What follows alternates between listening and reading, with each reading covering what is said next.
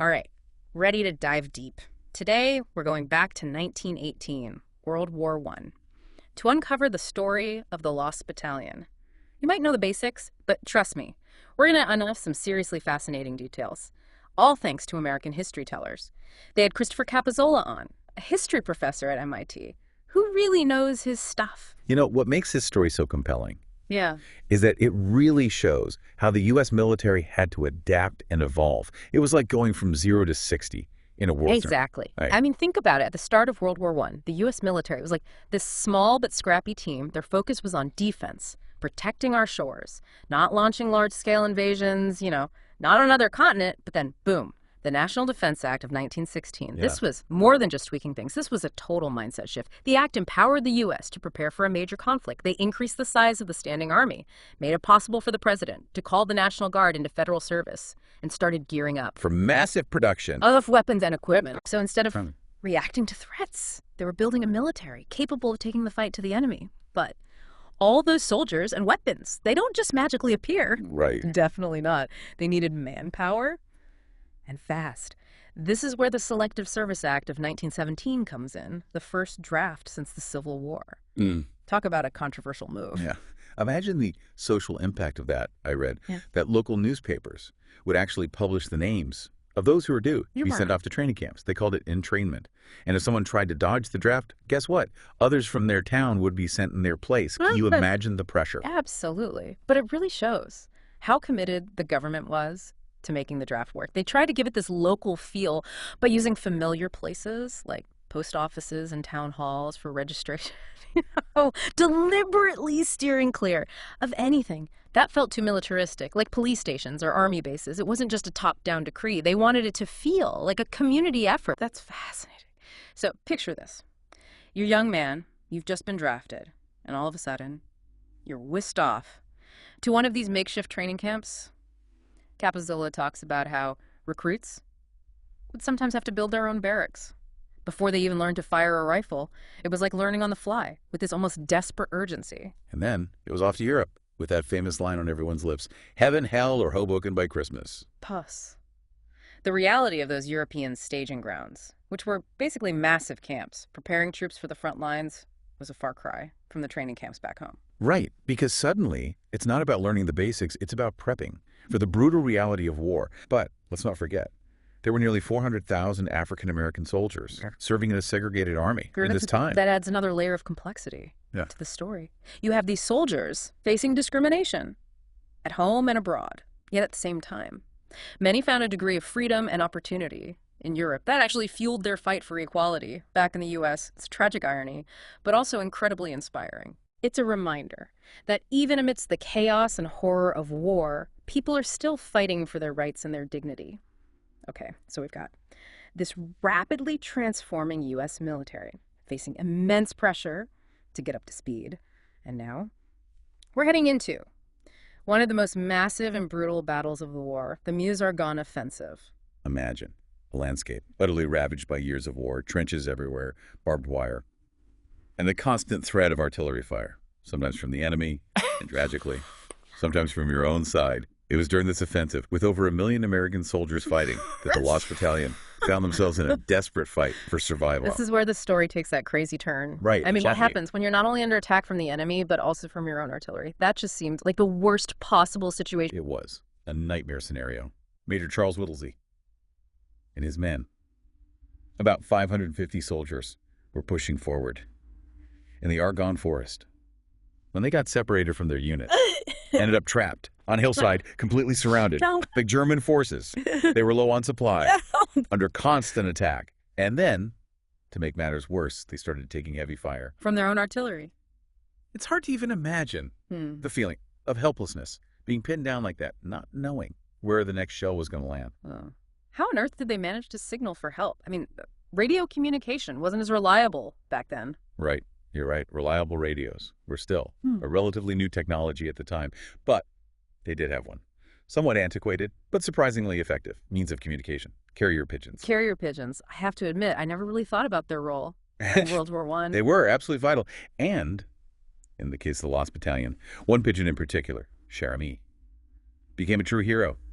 They attached a message from Major Whittlesey to Cherami's leg, pleading for the artillery fire to stop. So, this little bird is carrying the fate of all these soldiers. On its tiny feathered back, talk about pressure. What happened next? Well, this is where it gets really incredible. Cherami took flight.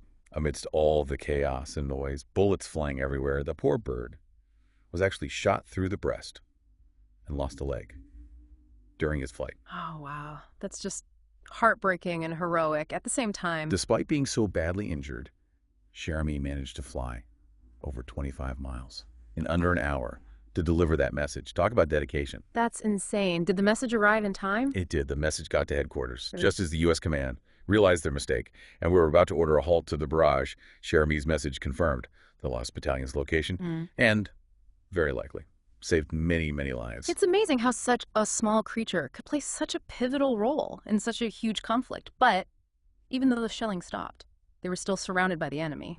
Absolutely. The lost battalion held out for 5 more incredibly grueling days, enduring constant attacks, hunger, thirst, and the ever-present threat of death.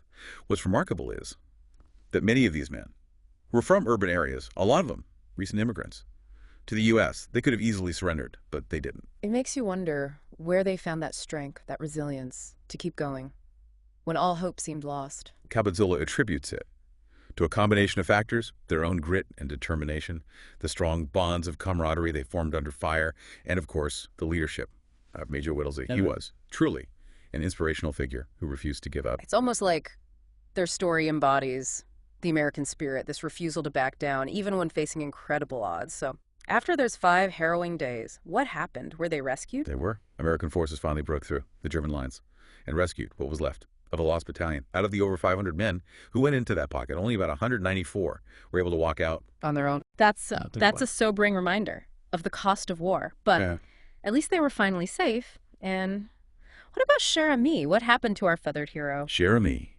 became a legend. The bird was awarded the French Croix de Guerre for valor and was nursed back to health as much as possible. Sadly, though, Cherami died from those injuries a few months later. Oh, that's so sad to hear, but what a legacy to leave behind. So, the lost battalion was rescued, but, of course, the war wasn't quite over yet. That leads us to another rather interesting anecdote from this period, something called the false armistice.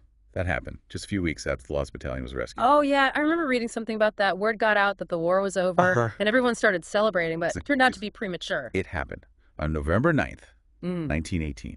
News spread like wildfire that an armistice had been signed, and celebrations erupted prematurely, both on the front lines and back home in the U.S. I can only imagine the confusion and then the disappointment when people realized the war wasn't actually over. What caused this false alarm? Well, there were a lot of rumors and conflicting reports flying around at the time. People were so desperate for the fighting to end that they were ready to latch on to any glimmer of hope, even if it turned out to be false. It's understandable, especially after years of such brutal warfare. Everyone must have been on edge, waiting for the news that was finally over. Absolutely. And then, just 2 days later, on the 11th hour of the 11th day of the 11th month, the armistice officially went into effect, November 11th, 1918, a date that would forever be etched in history. And with that, the guns fell silent and the world breathed. A collective sigh of relief it must have been, an incredible moment, the end of a war that had ravaged Europe for over 4 years. Yeah, but victory came at a tremendous cost. Right, the casualties were staggering. When you think about the vast American cemeteries in France, filled with row upon row of white crosses, it really hits home. The sheer scale of the sacrifice. It's a sobering reminder that behind the statistics, behind the names etched in stone, are individual stories of courage, loss, and unimaginable hardship. And here, it underscores the lasting impact of World War I on the U.S. military. It forced them to confront challenges they'd never faced before, to innovate, to adapt, and ultimately, to transform themselves into a modern fighting force capable of projecting power on a global scale. And that transformation didn't just happen overnight. Right. No. It was fueled by all those experiences, the lessons learned on the battlefields, the sacrifices made, by so many. Yeah, think about everything we've discussed: the rapid expansion of the military, the implementation of the draft, the technological advancements, the complex social dynamics, and of course, the stories of bravery and resilience like that of the Lost Battalion. All of these factors contributed to shaping the U.S. military into the force we know today. Absolutely. It's almost like the Lost Battalion story became this microcosm of the larger war experience, this symbol of the challenges and triumphs of the American military as they adapted to the brutal realities of modern warfare. Their story captures the essence of that struggle, the determination to persevere against overwhelming odds, the importance of leadership, and the incredible sacrifices made by ordinary individuals. It's a story that really stays with you, makes you reflect on the human cost of war. Yeah. The enduring strength of the human spirit. So as we wrap up this deep dive into the story of the Lost Battalion, what aspects of the story resonated most with you? What did you find? Particularly surprising or thought-provoking. For me, it's the human element that stands out the most. The fact that amidst the chaos and destruction, you find these incredible stories of courage, compassion, and camaraderie. It's a reminder that even in the darkest of times, humanity can shine. I totally agree. It's easy to get caught up in the big picture, the grand narratives of war. But it's these individual stories that really bring history to life, make it relatable, and remind us of the power of the human spirit. If you're interested in learning more about this period, I highly recommend checking out Christopher Capozzola's book, Uncle Sam Wants You. It delves deeper into the transformation of the U.S. military. And the social and cultural changes that shaped America during World War I. It's a fascinating read, packed with insights and anecdotes that really bring the era to life, and it provides a valuable perspective on how World War I shaped not just the U.S. military, but American society as a whole. Yeah, that's a great point to end on. As we conclude this deep dive, I want to leave you with this thought. What can we learn from the experiences of those who lived through such extraordinary times? What lessons can we apply to our own lives, our own challenges, and our own understanding of the world around us? The story of the Lost Battalion and of World War I in general is not just about the past, it's about the enduring legacy of human courage, resilience, and the constant struggle for a better future. So keep exploring, keep questioning, and keep diving deep into the fascinating world of history. Until next time.